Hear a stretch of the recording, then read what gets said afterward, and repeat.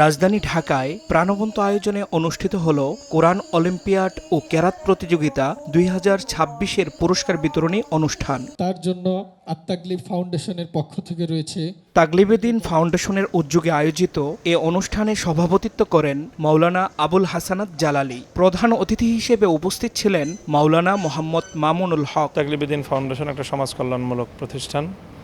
এখান থেকে বিভিন্ন মানুষের কল্যাণমুখী কার্যক্রম পরিচালনা করা হয়। বিভিন্ন সময় মানুষকে সহযোগিতা করা, বিভিন্ন ক্ষতিগ্রস্ত মানুষদের পাশে দাঁড়ানো, বিগত বন্যা কবলিত মানুষদের মধ্যে ত্রাণ বিতরণ করা হয়েছে। রমজান মাসে মানুষের দরিদ্রদের মধ্যে ইফতার বিতরণ করা হয়েছে, ইফতার সামগ্রী বিতরণ এবং ইফতার আয়োজন করা হয়েছে। সেই সাথে শাপলা স্মৃতি সংসদের মাধ্যমে শাপলা চত্বর সহ বিভিন্ন ঘটনায় ইসলামের জন্য যারা জীবন দিয়েছে সেই সকল শহীদদের পরিবারদের পাশে দাঁড়ানো। রমজানে আমরা দেখি মাদ্রাসা কেন্দ্রিক একটি প্রতিযোগিতা বিভিন্ন চ্যানেল করে থাকে। আমরা ব্যতিক্রমধর্মী একটা অনুষ্ঠান আয়োজন করেছি, আমরা সফল হয়েছি। ইনশাল্লাহ ভবিষ্যতে আমরা আরও বড় পরিসরে এটা করার চেষ্টা করব। তাবলিগে দ্বীন ফাউন্ডেশন কর্তৃক আয়োজিত কোরআন অলিম্পিয়াড, আমি মনে করি এটা বাংলাদেশের জন্য একটা মাইল ফলকের মতন কাজ করবে, একটা দৃষ্টান্ত হয়ে থাকবে যে আগামী রমজান বা এরকম বিভিন্ন উপলক্ষ কেন্দ্র করে তাগলিবে দ্বীন ফাউন্ডেশন কোরআনে কারিমের সাথে সাধারণ মানুষকে সম্পৃক্ত করার জন্য নানামুখী উদ্যোগ নেবে।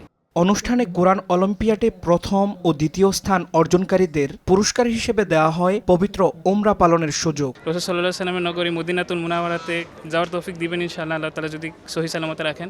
তো এটার জন্য আল্লাহ তাআলার কাছে শুকরিয়া। আমার ছোট ছেলে পাশে ছিল, আমি যখন আল্লাহু আকবার বলেছি সে সঙ্গে সঙ্গে কাবীরা বলে উঠেছে।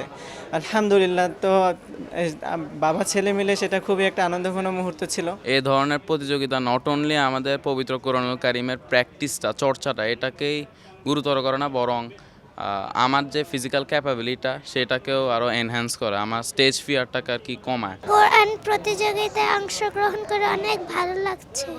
এছাড়া কেরাত প্রতিযোগিতার 2 গ্রুপে 10 জন বিজয়ীকে সাইকেল দেওয়া হয়। সব মিলিয়ে শতাধিক প্রতিযোগীর মাঝে বিতরণ করা হয় বিভিন্ন পুরস্কার। ধর্মীয় শিক্ষা, নৈতিকতা ও প্রতিভা বিকাশে এমন আয়োজন ভবিষ্যতেও অব্যাহত থাকবে এমন প্রত্যাশাই সংশ্লিষ্টদের। মুফতি জাকারিয়া হারুন, সময় সংবাদ।